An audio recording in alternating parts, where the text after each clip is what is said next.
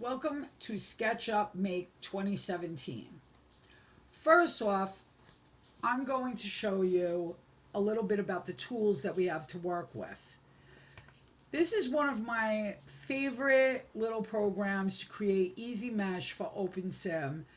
And one of the reasons I started with this program was because of the easy interface. It's user friendly. The tools don't look too daunting and they look pretty self-explanatory. So this was my jump off point, which then integrated me into using Blender. So we start off with our man here on our interface.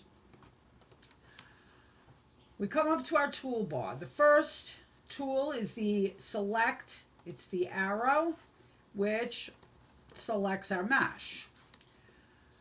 The next is the eraser, so that would erase your mesh.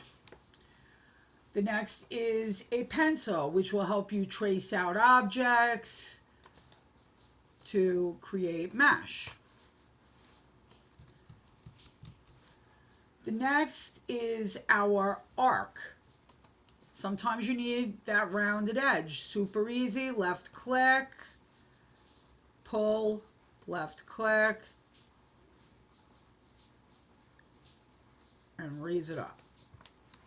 Now you've got a nice arc there. And if you want to make that a solid mesh, join the two endpoints. Easy breezy. Next up is our shape tool. Notice the down arrow. That shows us that there are other options. So you can make a rectangle, a rotated rectangle, a circle, and or a polygon. We want a rectangle. So we left click, click on our ground, drag and let go. And now we have a mesh plane. Next up we have our push-pull tool. This is one of my favorites. Bring your tool down to that mesh plane we just made, and you'll see when you roll over it that it selects it. Left click and pull up. And now you've just created your first mesh object. And you see how the color changes slightly as you roll over each face? That is showing that that face is selected. So this face is selected and I push, push.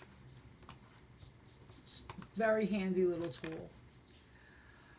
Next is our offset.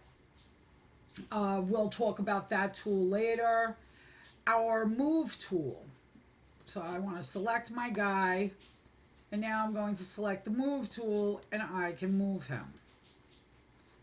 Okay. Now our rotate tool. So our object is selected. We click rotate. And we put that like kind of on the ground next to him. Left click and pull out. Left click and rotate.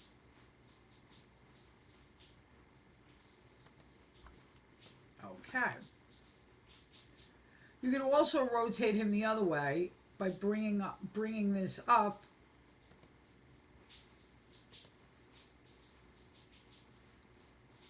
and it gives you precision with the protractor. Okay. Next is our scale.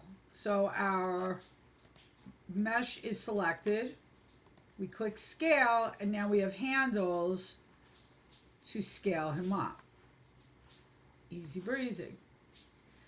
Next up is our tape measure tool, and obviously this is going to measure. So we can see if we look at the bottom right hand corner of our screen, this is showing measurement.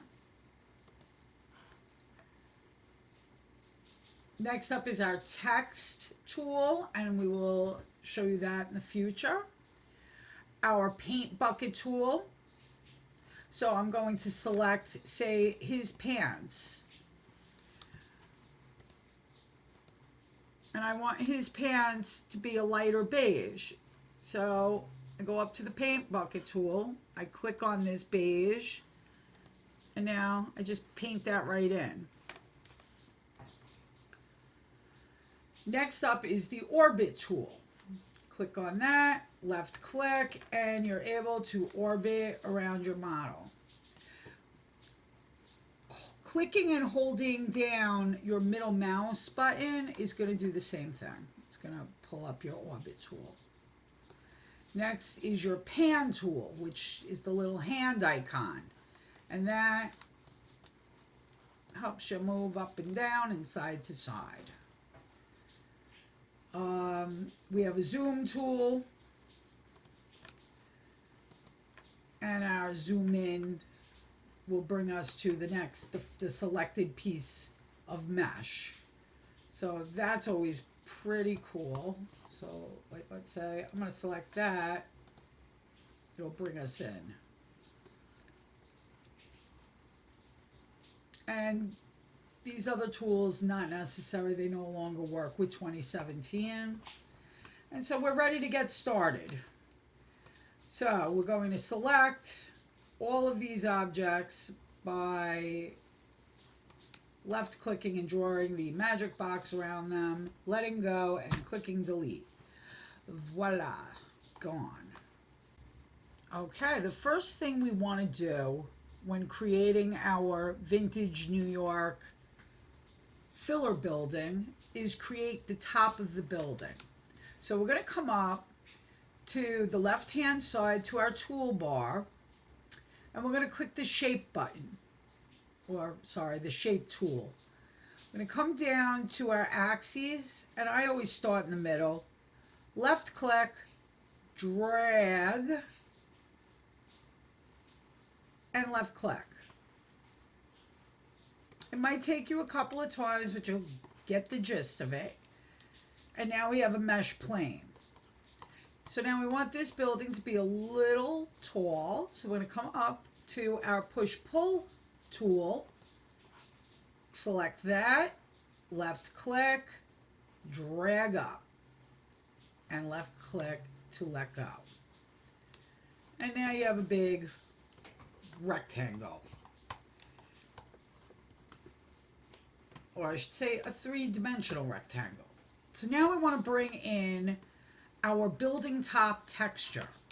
So we're going to come up to our select tool and select that front face. You can see that the front face is selected. We're going to go to File, Import. Don't do anything. We've got our import window open.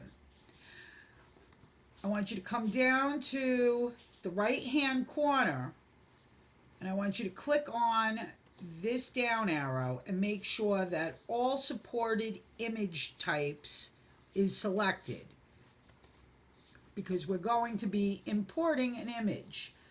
Next, I want you to come to the left of the screen, and this you're only going to have to do once. I want you to make sure that texture is ticked, and you won't have to do that again.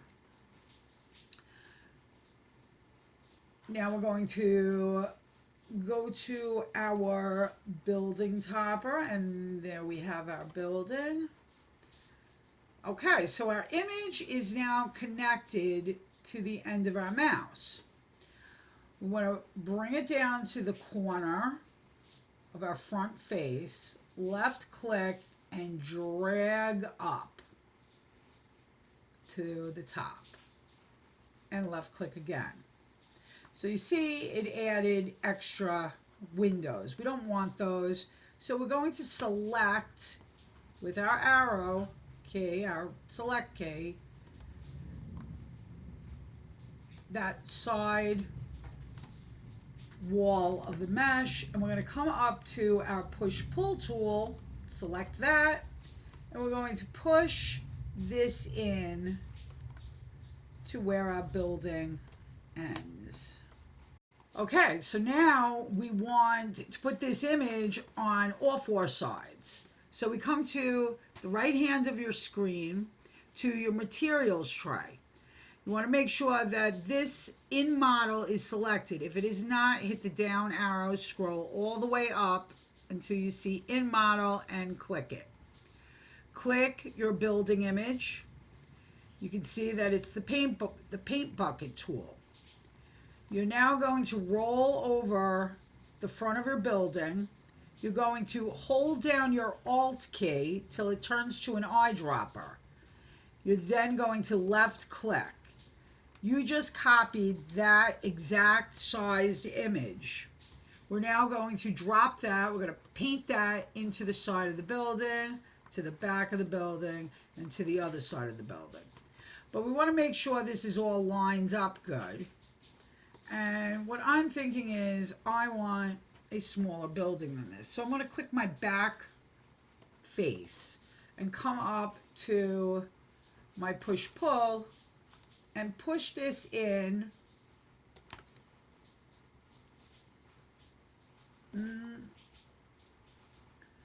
Yep, I see that this is offset a little bit. So we're going to want to fix this image. I'm going to click the face. I'm going to right click, go down to texture and position. Now you kind of see a transparent or translucent version of our texture. Now when you left click, you can move this around. So I want to start this image where the pins are. Speaking of the pins, if your pins are not white and they are green, red, yellow, and blue, I want you to right click on top of that face and select or unselect fix pins. Click that once until these are white and then out. Okay, so this is almost good. We're going to click that face and we're going to pull this out. Let's see. So there's 4 windows on the top. And right about there. Okay. And now we have to fix the back image.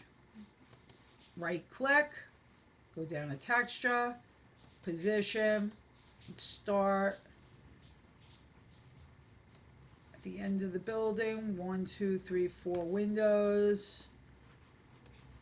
But we're missing that edge, so I'm going to select that side wall, collect my push-pull tool, and pull that out a little bit so that end part of the building is showing. And now, because we did the other side, this is perfect. But if you notice, some of these bottom windows are cut off. So we're going to go up to our select tool, then click and to select the bottom face.